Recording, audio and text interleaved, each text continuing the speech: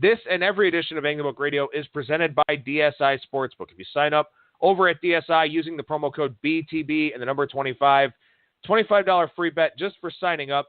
100% deposit match bonus for the sportsbook if you do decide to deposit over there.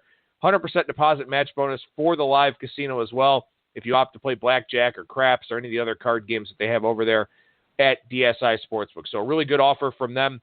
Again, shopping around, so very important with all the sports markets that are going on here. You already know that. I don't have to tell you that. I do it anyway.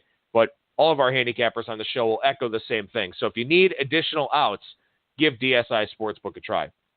All right, two guests coming your way here today. The first, Mr. Brad Powers from BradPowersSports.com. Brad, how's it going today, man? It's going well. How are you doing on this fine, lovely Thursday morning? I'm doing pretty well, man. I'm really excited about this college football card that we got coming up here this weekend. Some really interesting betting angles, and this is my favorite part of being in this industry. I mean, outside, of course, of cashing winning tickets, but looking at the odds screen, breaking down all these games, looking at some of the situational angles, revenge, letdowns, motivation for the rest of the season, if teams need to win out for bowls or whatever else. It seems like this week, more so than the other weeks, we've got a lot of those situational type angles here.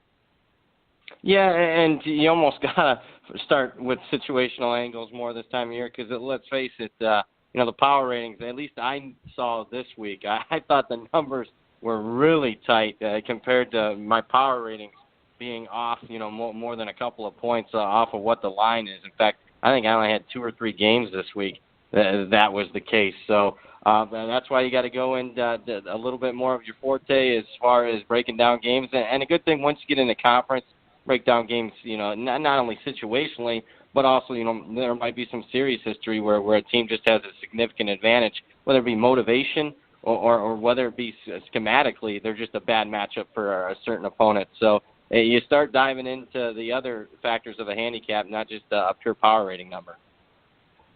Well, we talked about some of the really big games here earlier this week with Sports Cheetah, and we've tried to touch on a wide variety of games here throughout this week, and we try to do that each and every week here on the show. So let's go ahead and start in the group of 5 for this week, Brad. Let's go to game 321, 322 on the board. And again, sort your odds screen by rotation number if you want to follow along and see, what the lines are here for the games as we're talking about them. But SMU take on Cincinnati. We haven't talked a ton about SMU or Cincinnati here on the show. In fact, I think we barely have, with the exception of that Cincinnati-Michigan game several weeks ago. SMU is a program going in a positive direction. It's not a big surprise with Chad Morris. We would expect that they would, start to figure this thing out offensively. Defensively, it's still a work in progress, but they've got an interesting game here on the road against Cincinnati. For SMU this year, they've beaten teams that they should. They've lost to teams that they should probably lose to based on what the numbers have been saying. What do you think of this Mustangs team right now? Yeah, I think they're definitely heading in the right direction. You already mentioned as a program, I think they're going to get to a bowl game this year, and they're really kind of a misleading final where they had multiple opportunities to score late against Houston. If they just put another score on the board, this is a team that could be 6-0 against the number, one of the hottest ATS teams in the country. They're still 5-1 against the number. They've exceeded expectations as far as I'm concerned in that department.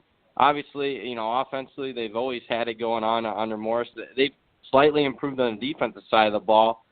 They're coming off a bye here, so I think they're in a good spot. I like teams that get that bye at that halfway point. So I think they're set up, at least on paper, to make a heck of a run here. And maybe not necessarily for the conference championship, but definitely to get to their first bowl bid here in several-year period. They've been obviously they were down at the end of the June Jones tenure, and it's taken Chad Morris a couple of years to get this thing built.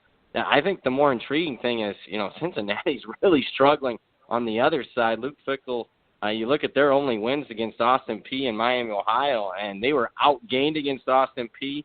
And the Miami of Ohio game was a fluke win where they get a pick six with about a minute left to win that game. And they're very fortunate. They played a good game against Michigan. But outside of that, it's not been a good look. Lost by 30 last week. Their quarterback, Moore, suffered an elbow injury. He's a little bit banged up. I got to think with SMU coming off a bye, I think they're a little bit of the fresher team here. I'd be more inclined to lay it with the Ponies. And the Mustangs here laying 7.5 on the road. They laid 10 at North Texas last year in a big double-digit road favorite role and won that game 34-21. So this isn't necessarily uncharted territory for the Mustangs, at least in terms of recent history.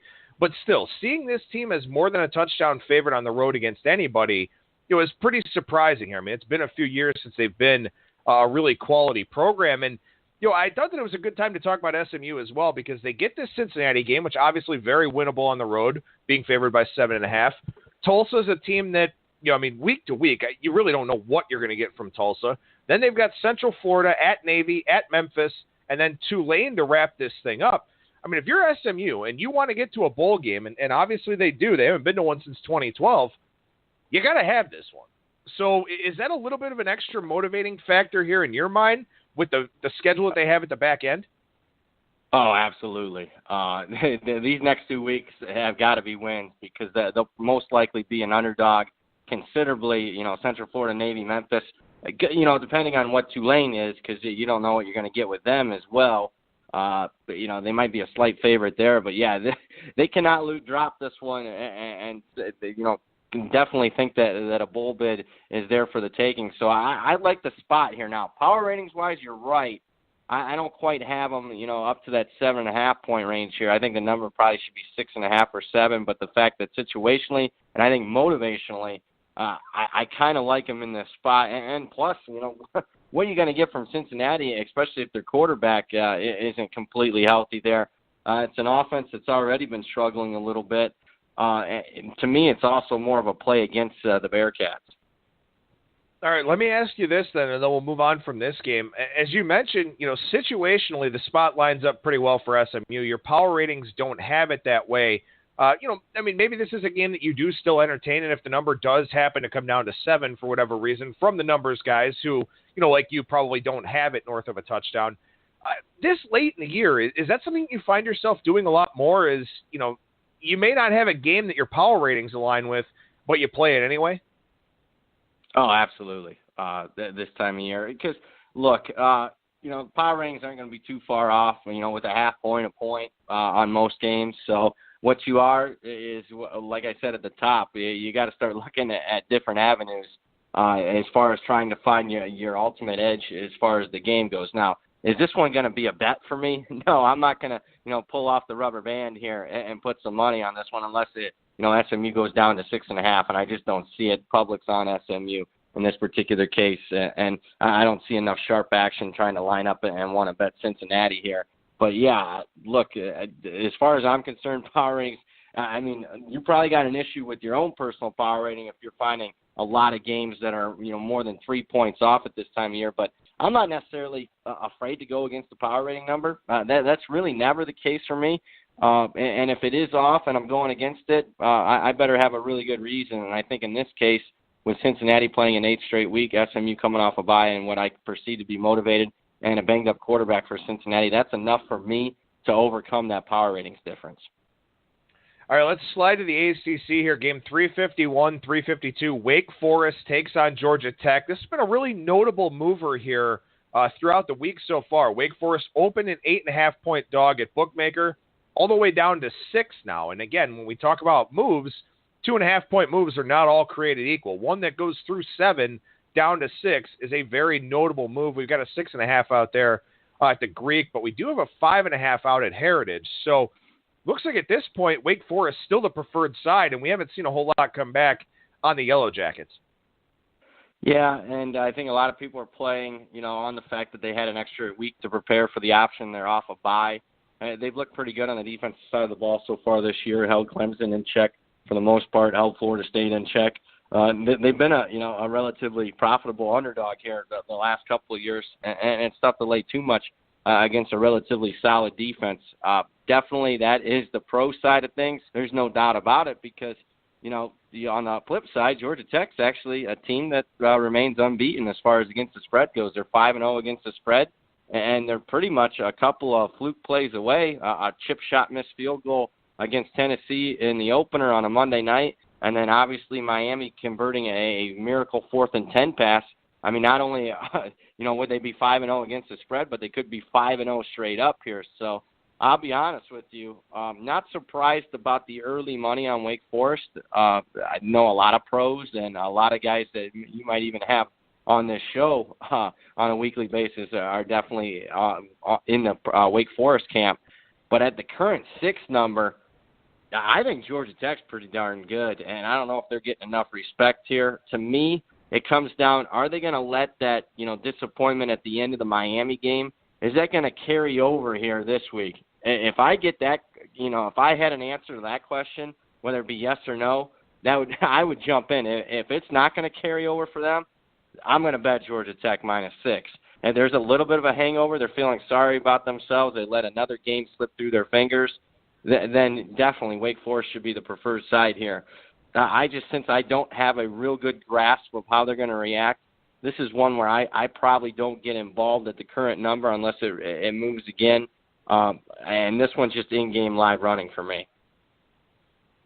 Well, and I think, too, you kind of have a little bit of a situation here where the total for this game came out in the 47.5 range. It's actually gone up a little bit to 48, which is kind of interesting. We've got a team with 2 weeks to prep for the option. You generally don't see a reverse line move like that.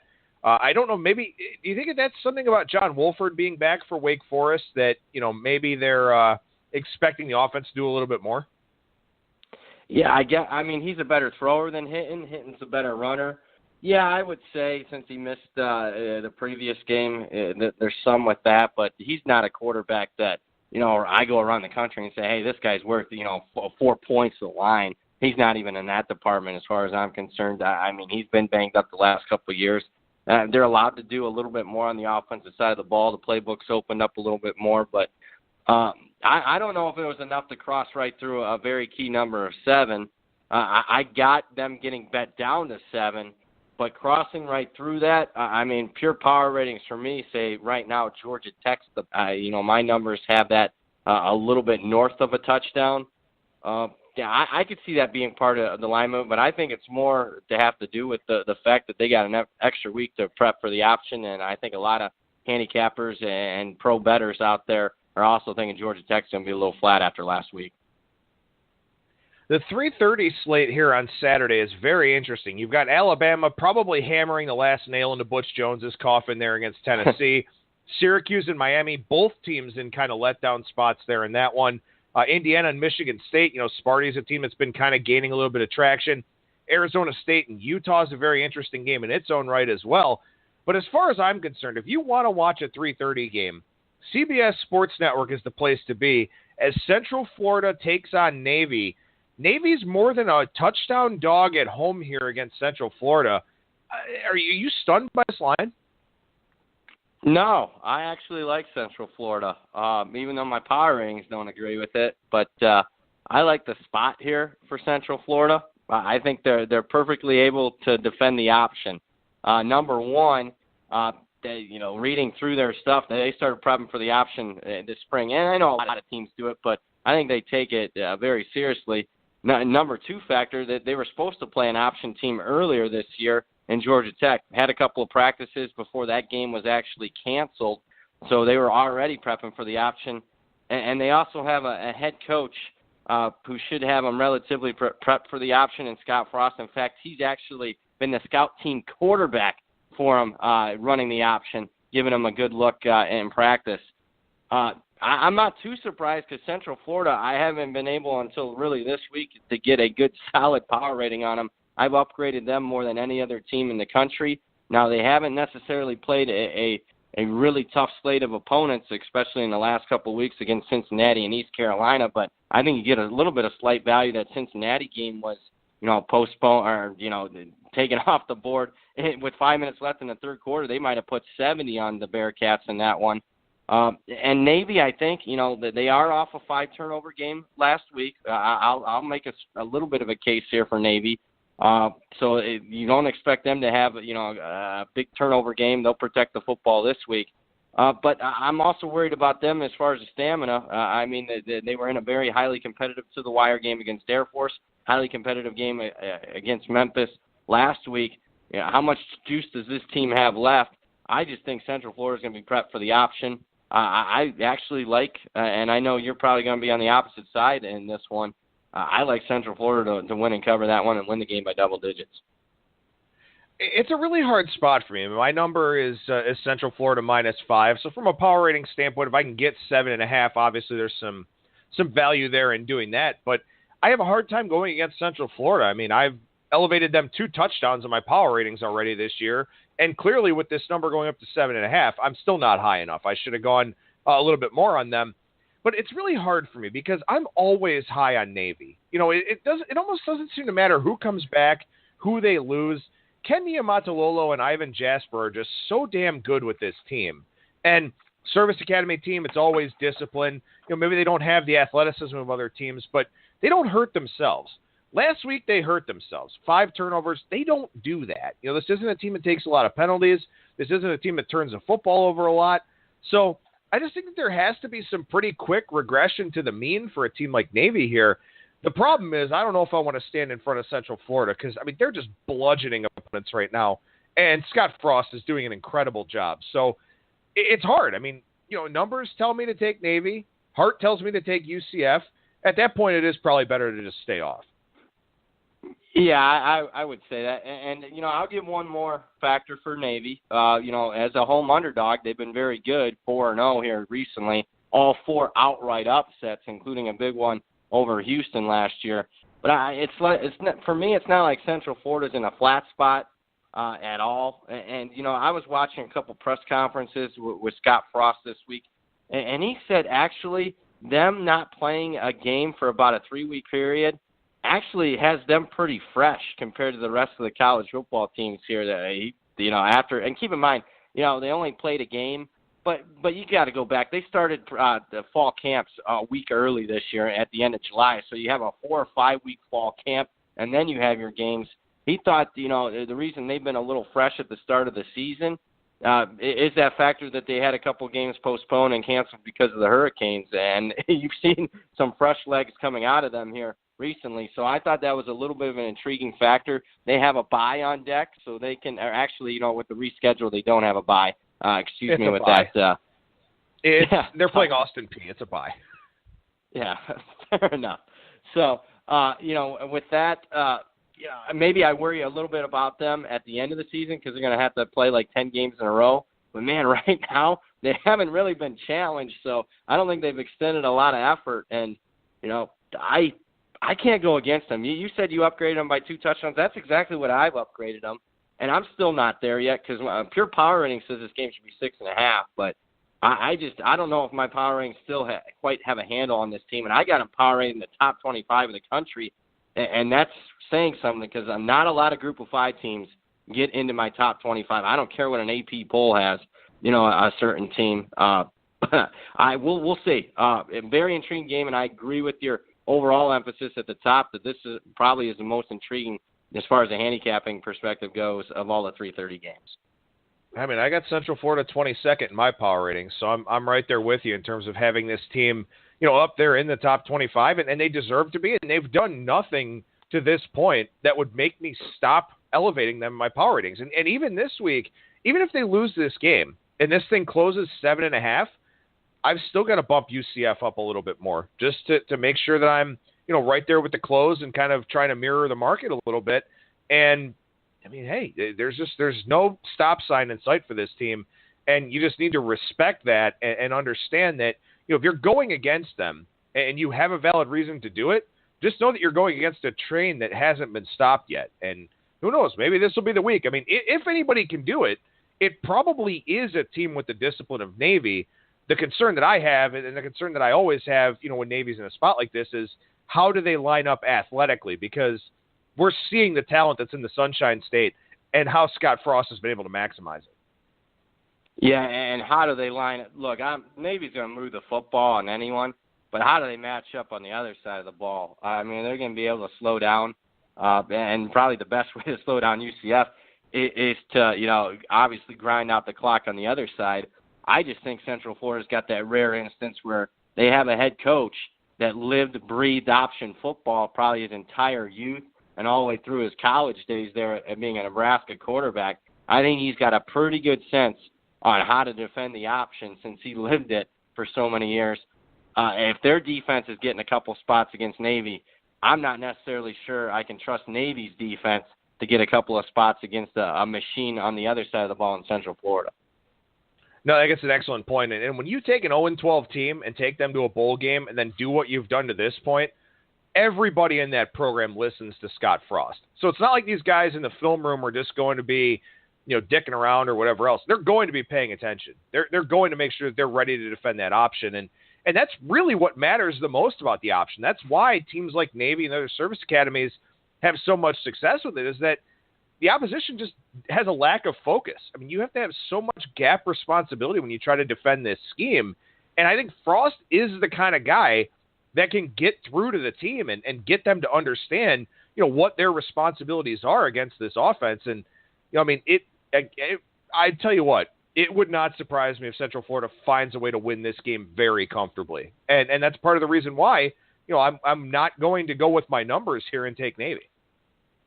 Yeah, and I agree with you. Now, I'm on a Central Florida side, and I wouldn't be stunned if, like you said, that they easily won the game by 3 touchdowns. But I also think it has the ability to be a very high-variance game where I would not be, even though I like Central Florida a lot, bet Central Florida at the start of the week before the line crossed over a touchdown. I would not be absolutely stunned if Navy won the game outright. So I will say that. It is a little bit more of a higher variance game than what I normally am betting. I've been a little short on Central Florida, and to me, maybe I'm a little late to the party here backing them. But right now, I haven't seen anyone that's really come close to them and their numbers just can't get high enough. So that one of the reasons I bet that game early is I expected the money to come in on Central Florida throughout the course of the week. But at least you're at the party. You're not outside on cop watch or something like that. You've actually made it to the party now, so that's good. All right, let's go to a noon kickoff here in the Big 12 game, 391-392. Oklahoma State takes on Texas. Oklahoma State now a touchdown favorite. Number opened 6. It's gone up a little bit to 7. And, this is a game where I'm kind of disappointed it starts at noon because I don't know what kind of start we get from both of these teams. Because I think if this was a game played in primetime or maybe played in the middle of the afternoon, it would definitely be, must-see appointment television. Still could be at noon, but, what do you think that start time means for this game? Could be a little bit of a sluggish start for both teams, and maybe even Texas off the big game last week against Oklahoma. And that's probably my biggest question here. If you watched that Texas-Oklahoma game last week, both of those teams were absolutely gassed at the end of that game. I mean, it was played 90 degrees in the middle of the afternoon and the Texas humidity. It was a back-and-forth ebb-and-flow game where Oklahoma looked like they were going to run away with it. Texas rallied and extended a lot of effort there. How much does Texas have left in the tank? Because if they're on E, the team I don't want to play this year in the country if I'm on E is Oklahoma State because they'll make you pay for it.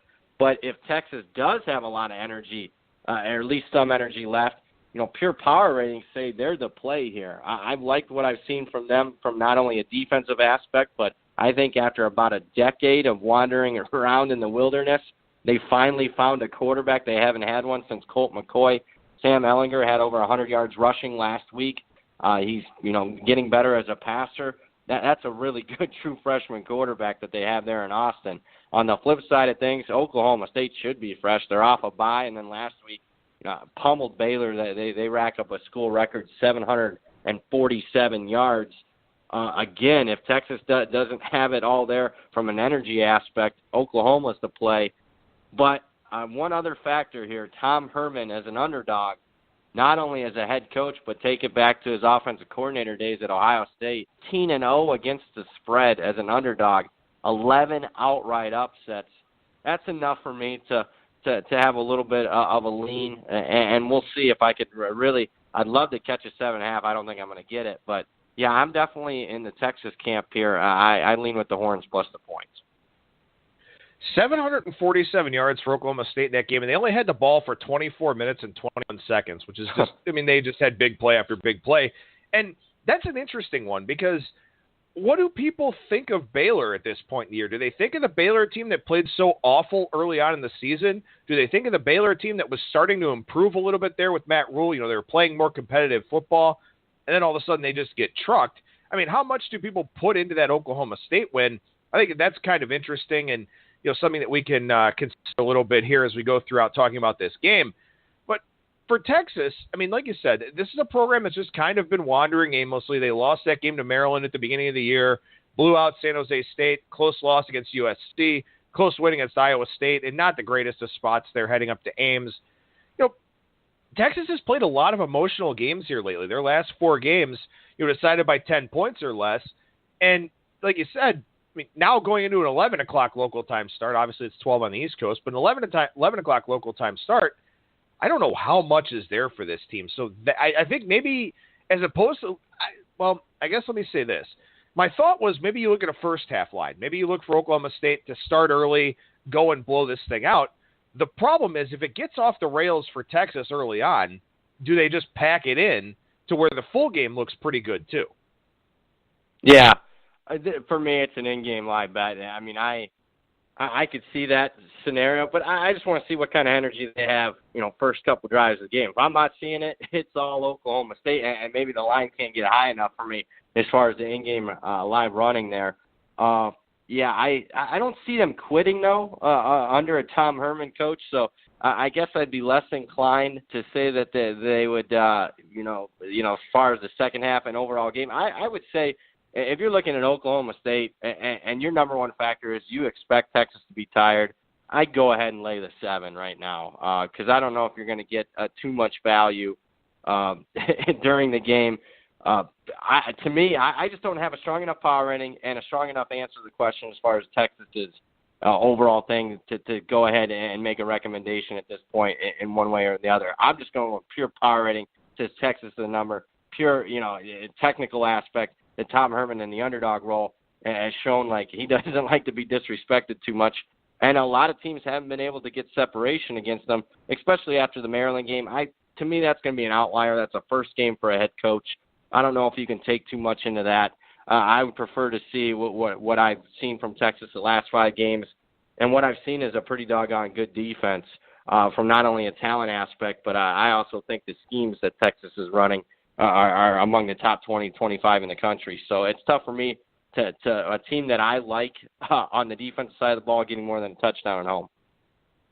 No, I mean, I didn't mean to insinuate that they would quit because there's a negative connotation involved with that. It's just a matter of I just don't know how much is left in the tank. And at that point, I mean, yeah, it may look like a lack of effort. It may look like quitting. It may not be, the nicest perception on television, but I don't think that it would be, this team punting this game away or quitting on the coach or anything like that. I think it would just be a fact that, I mean, these kids get tired. I mean, it just is what it is. They played those emotional games, like I said, very emotional rivalry game last week. Tom Herman said as much. He said, that game hurts, and it should hurt.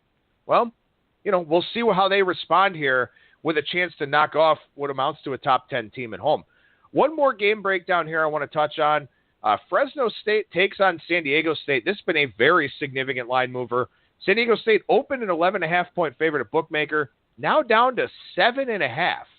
I mean, Fresno State is a team that, if you haven't been paying attention, their perception has been rising very, very quickly out there in the betting market. What do you make of this game? I mean, I know San Diego State's coming off of a loss, and maybe that has something to do with the line move here. I don't know. This number looks short now. I think it does. But, I went up against Fresno State last week. Great bet. I took New Mexico plus 2.5. Hell, New Mexico closes a 2.5-point favorite. So I was out of a 5-point line move. Didn't make a difference. 38-0. I mean, Fresno State's 5-0-1 against the number. Jeff Tedford, I thought coming in was a really good hire. I thought it was a good spot for him. Keep in mind that's his alma mater as well, so he takes things a little bit more personally than maybe other guys that are coming from a Power 5 level head coaching job and dropping down to the Group of 5. McMarion, I think the Oregon State transfer is something that a lot of people didn't capture prior to the season. That was late, very late in the process, like fall camp that he came over. And I think as they move along towards the rest of the season, he's only going to get better as he gets used to the schemes. He's very late in the process there, and I don't think the market's accounted for that. But it's crazy to me because you had a 5-point line move against Fresno State last week, and yet right back here, this week, all the money's coming in on them. Now, a lot of guys like myself took it on the chin last week going up against them, and the money was also against San Diego State last week. But I got to be honest with you, pure power ratings for me, even though I've upgraded Fresno State significantly by about a touchdown so far this year, and I've liked them in a few games, I can't get this one. I can't even get this one to 10, to be honest with you. This is the biggest discrepancy that I have in a pure power rating of any game this week. San Diego State should be laying double digits. Now, why am I not, inclined to be running to the window multiple times and bet San Diego State minus 7.5? Was that a dream crusher for them last week against Boise State?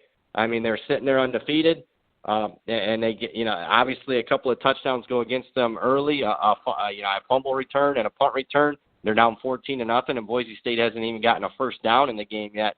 And how much do they have left in the tank? Because you talk about teams, playing a bunch of close, emotional games.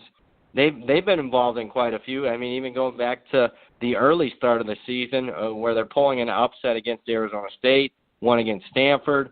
They had a very close game against Air Force. Now, I'm worried about how much San Diego State has left in the tank and whether or not they're going to be feeling sorry about themselves after what happened to them at home last week against Boise.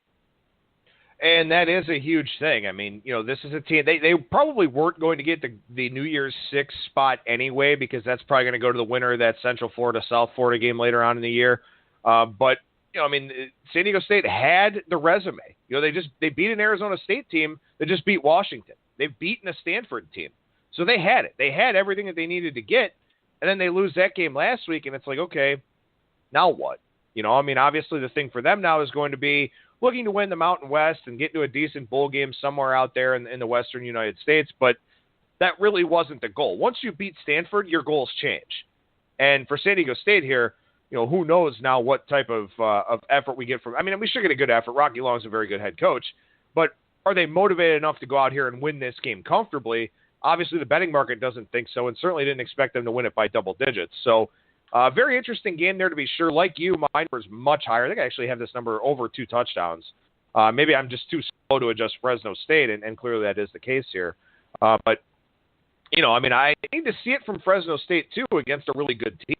That's something else that you can kind of look at here as an angle here at this point in the season is, Fresno State has played well in their 2 losses against top 10 teams, and they played really well against some bad teams here over their last 3 games. San Diego State is a step up in class for them. I need to see it. I need it to proven to me that they're as good as the market would seem to suggest here. And, hey, if this is a spot that they do it, good for them. But, I'll be on San Diego State this week.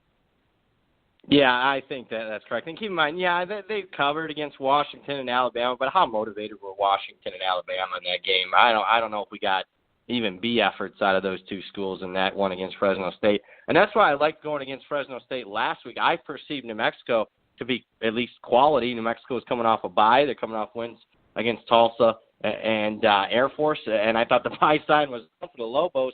And, again, I didn't know how to, really evaluate Fresno State accordingly. You play a couple of top 10 teams, and then you're playing, an FCS school and 2 of the worst teams in the Mountain West in San Jose State and Nevada. I got a little bit of a better grasp for what they're about by that big blowout win over New Mexico. But you're exactly right.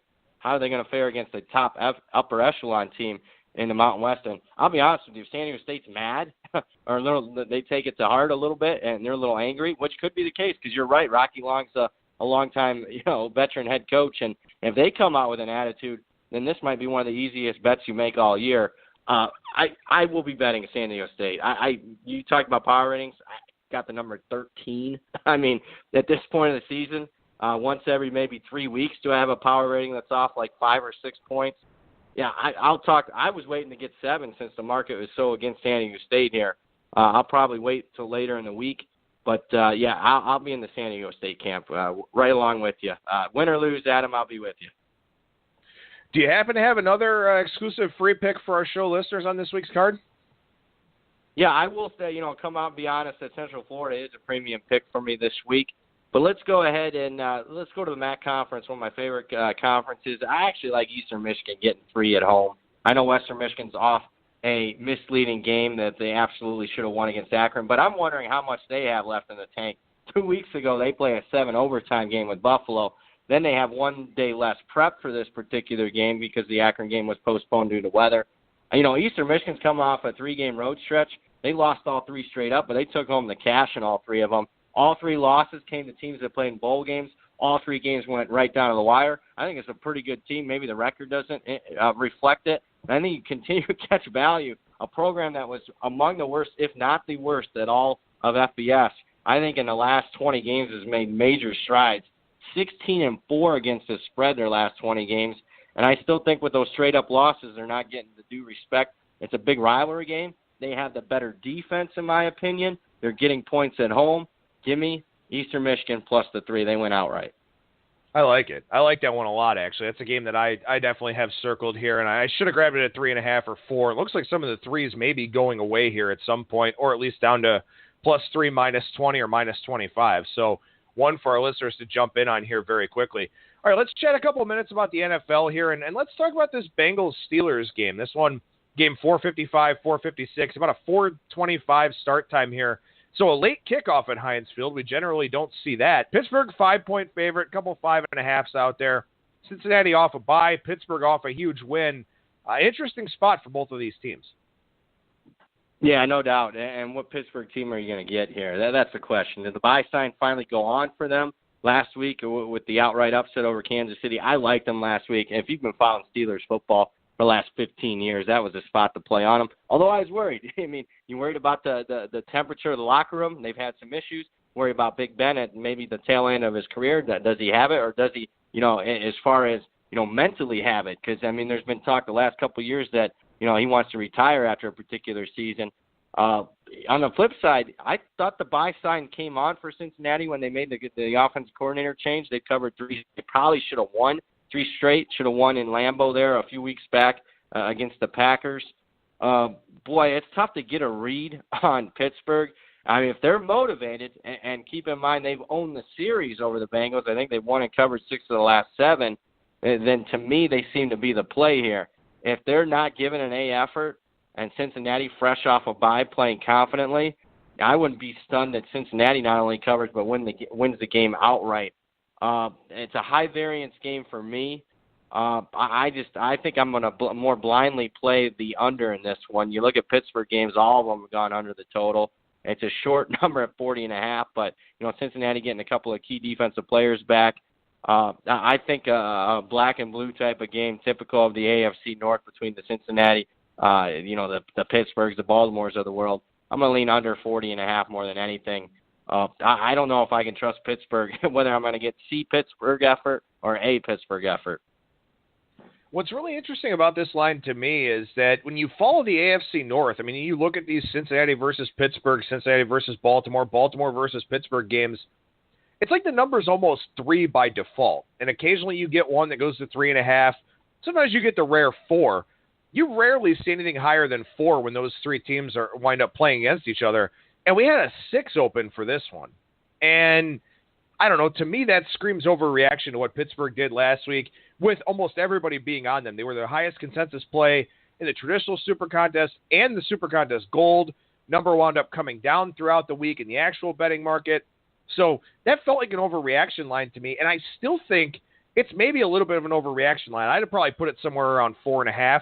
So it's not like you're getting a key number or anything with 5, but I don't know. Just given the history between these 2 teams and these 3 teams at the top of the North Division, always physical, always close, generally low-scoring types of games. When you just think about it that way, anecdotally, it looks like Cincinnati has line value. Yeah, you breaking it down right there. And again, I don't know how much I'm going to get involved on this one.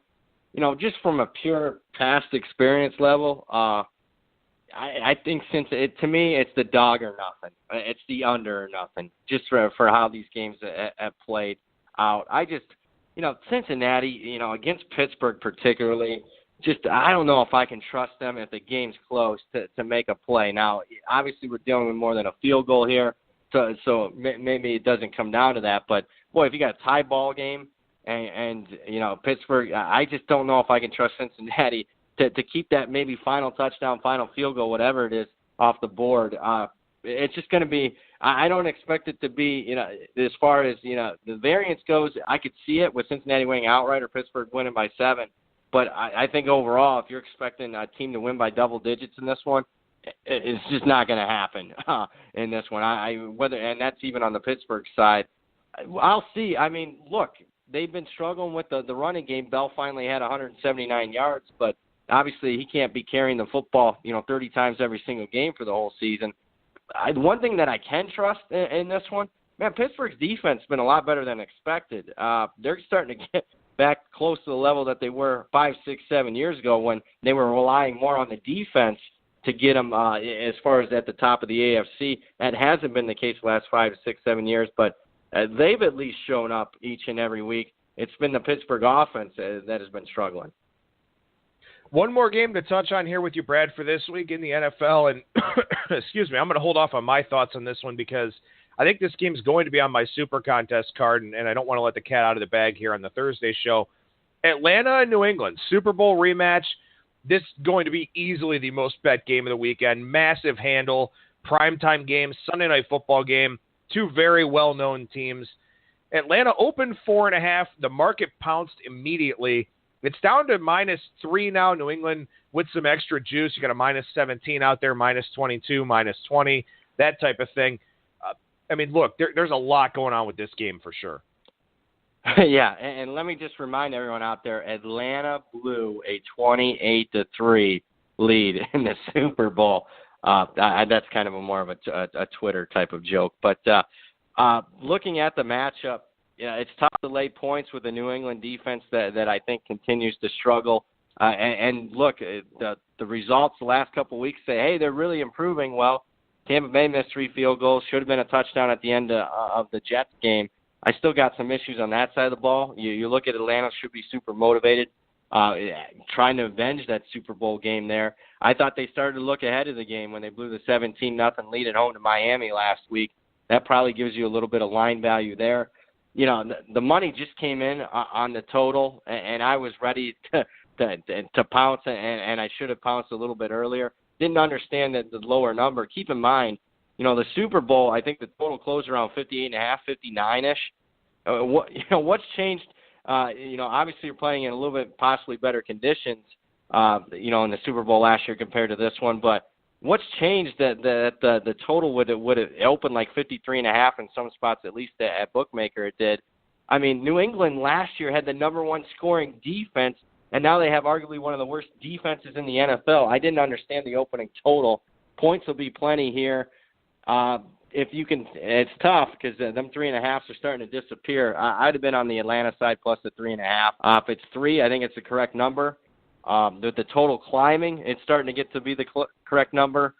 I'm probably going to sit this one out. I put out a weekly newsletter, and I had New England 30-27, so it's getting real tight up against my personal numbers here. Brad Powers from BradPowersSports.com. What's going on over at the website right now, man?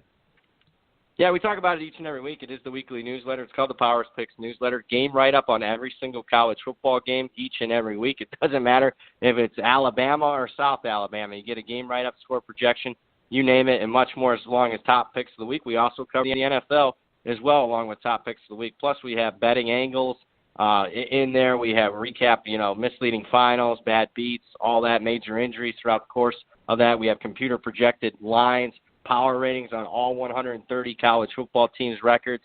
You get it emailed to you each and every week. Now through Super Bowl, $79 is the price. BradPowerSports.com. And you can follow Brad on Twitter at Brad Powers and the number 7. Brad, thank you so much, brother. Always a treat. We'll talk to you again next week.